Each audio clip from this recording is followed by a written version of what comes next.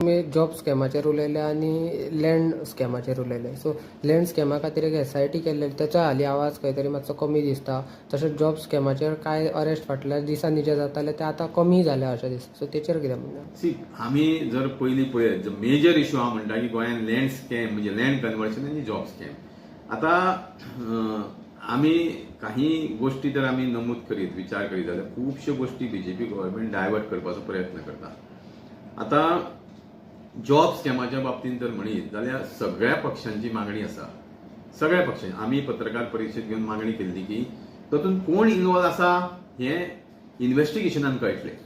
कारण ज्या महिलांनी मोठ्या प्रमाणात महिला अरेस्ट जाल्यो, पयशे घेतले, इतरांनी पयशे घेतले, ते पयशे कोणा पर्यंत पावले हाचेर अजून इन्व्हेस्टिगेशन कोणाकूच खबर आसा. म्हणजे कोणा पर्यंत पावले हो लोकां मदीं प्रश्न आसा आनी ते तर कळटलें.